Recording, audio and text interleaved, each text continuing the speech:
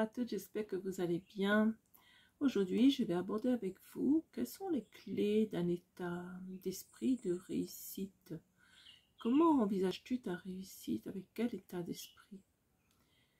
Alors, et donc, quelles sont les actions que tu dois mettre en place pour arriver à atteindre cet objectif, ton objectif?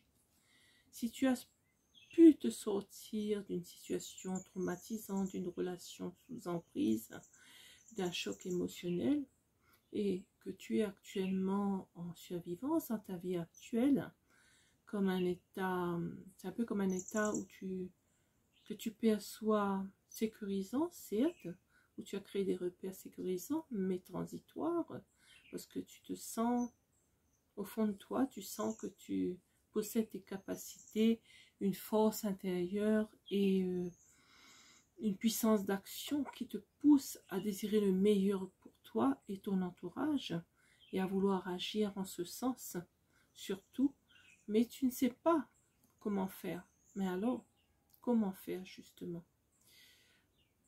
Pour celles qui ne me connaissent pas, je suis Corinne Capunda d'ABC Corinne Conseil et Coaching, conseillère en communication et coach en mieux-être pour des femmes qui sont en état de survivance justement et qui ont décidé de reprendre leur vie en main, de changer leur destin pour atteindre la situation qu'elles désirent réellement, la vie qu'elles désirent réellement. Je les accompagne sur ce chemin de résilience. Excusez-moi. Il est très facile de se laisser déborder, phagocyter. Je dirais dès lors que tu te laisses influencer par tes peurs, tes croyances, la comparaison avec les autres et le manque de confiance en toi. J'ai abordé ces blocages déjà et ces freins dans mes premières vidéos si tu veux y revenir, car il faut en être consciente pour switcher ton état d'esprit actuel et en état d'esprit de réussite. C'est ça le but.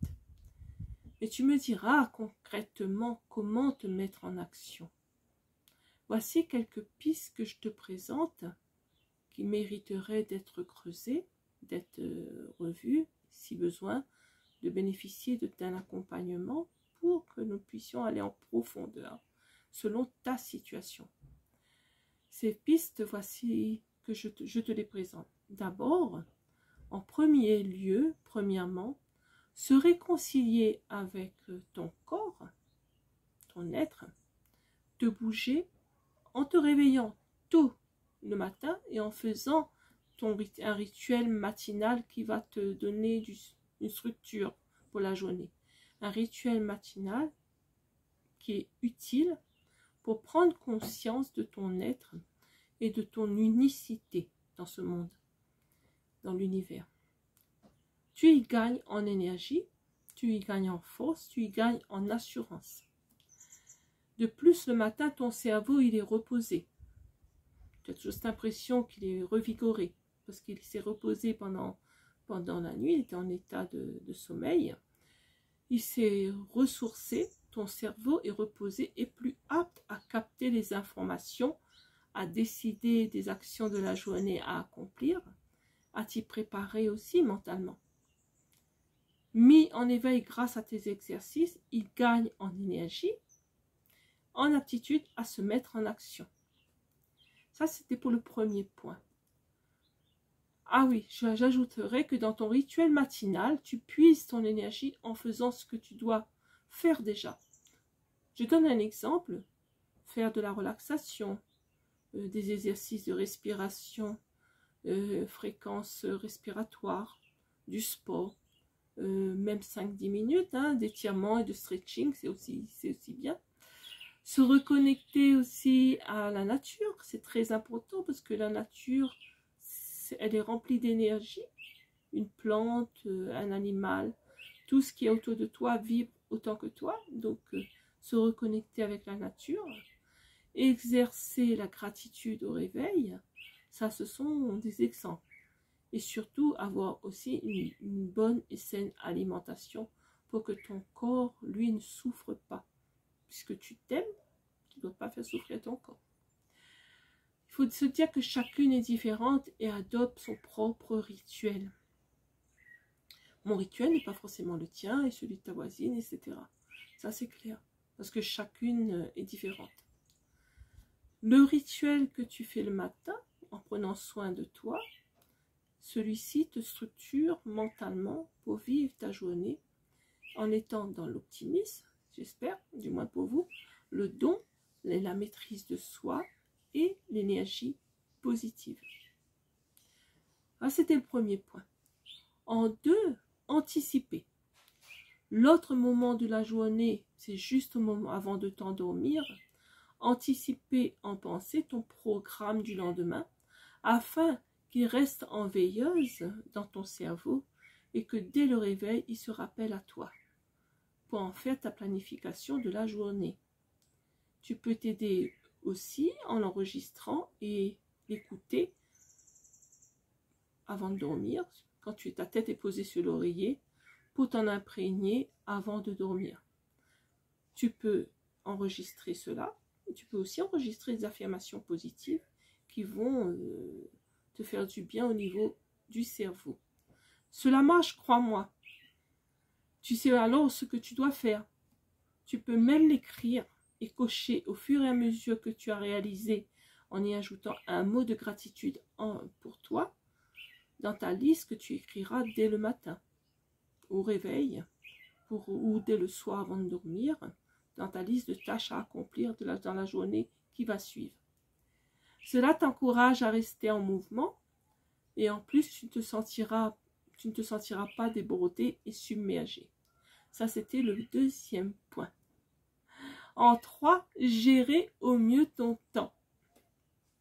Gérer son temps. Tu trouveras sur ton chemin de résilience des personnes qui vont prendre ton énergie, parce qu'ils voudraient que tu gères leurs urgences à eux, et non pas les tiennes, à elles plutôt, et non pas les tiennes, et que tu te fasses passer après elles. Ce n'est pas être égoïste que de te choisir toi et d'être le seul gardien de ton temps. Tant pis ce que les autres en pensent, mais c'est toi qui dois y passer en premier. Parce que ce n'est pas être égoïste. Parce qu'en y réservant pour toi ton énergie afin d'être focus sur ton objectif. Pour cela, fais le point dès le matin sur ta direction de la journée et tiens-toi à ce que tu décides surtout. Il faut que tu sois aligné avec ce que tu as décidé.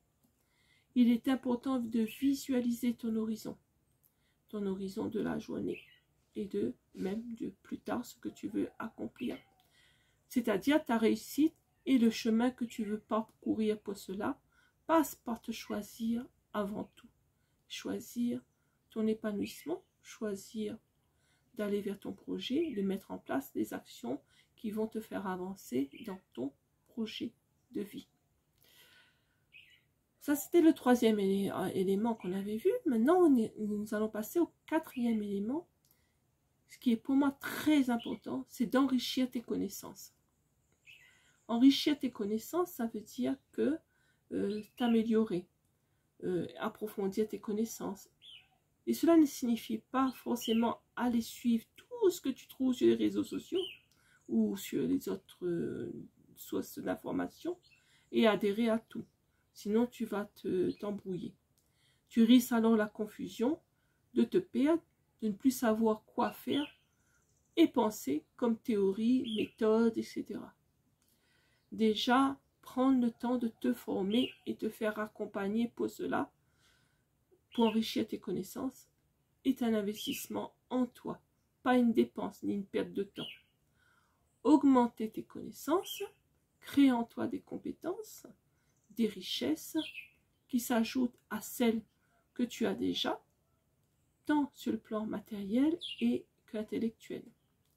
C'est un gain, pas une perte de temps. Par exemple, lire, participer à des séminaires, des formations qui sont en lien avec ton projet pour être plus sûr de toi, apprendre à te connaître. Cela enrichit tes compétences et ton expérience.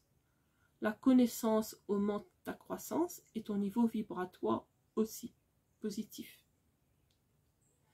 En cinquième point, relativiser tes erreurs, c'est-à-dire commettre des erreurs de choix, d'action, et essuyer un couac, c'est normal car fait partie de ton évolution. L'échec ne doit pas être vécu comme une fin, mais comme un apprentissage. Quand tu vas à l'école, ton parcours est fait de bons et de moyens résultats.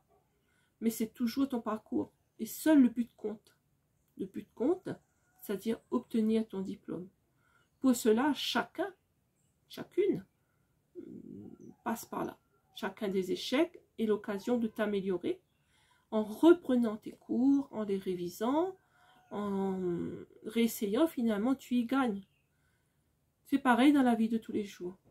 L'échec est constructif et permet d'évoluer, de progresser, quoi qu'il puisse être frustrant sur le moment. Il doit être vécu comme une opportunité de grandir encore un peu plus, en persévérant vers ton objectif, comme un apprentissage. C'est dans la répétition et la constance que tu obtiens le succès et l'excellence. Enfin, en 6, augmenter en avant-dernier point, augmenter ta confiance en toi. Il faut tout faire pour maintenir ta confiance en toi, comme je l'ai abordé dans une précédente vidéo. Elle doit être le plus possible linéaire, voire ascendante. Il est possible que tu aies une baisse d'énergie, ça arrive à tout le monde, c'est normal. Un moment de doute, une chute qui agit sur ton niveau de confiance, mais il est aussi alors important d'être vigilante pour ne pas y rester trop longtemps, te ressaisir au plus vite et tout faire pour qu'elle soit un objectif constant dans ta vie. Reprendre confiance en toi soit un objectif constant dans ta vie, même lorsque tu auras atteint ton but. Enfin, en 7e point, définir tes étapes. Avoir un grand objectif à réaliser ne signifie pas l'atteindre d'un claquement de doigts. Il te sera plus facile d'y parvenir en visualisant les étapes stratégiques à accomplir, en les segmentant en petites actions comme des marches à gravir, en les réalisant petit à petit jusqu'à ta réussite.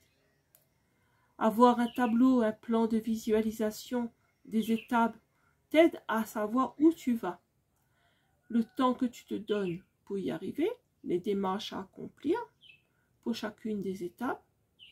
Moi, en tout cas, je t'y encourage et t'accompagne en ce sens également, si tu le désires.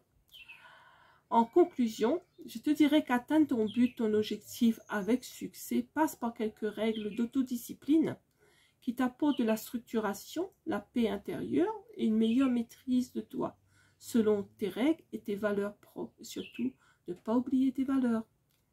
Voilà les amis, n'hésitez pas à liker, à commenter, à poser vos questions au niveau de cette vidéo et à me contacter aussi en privé pour plus d'informations. À très bientôt pour une prochaine vidéo.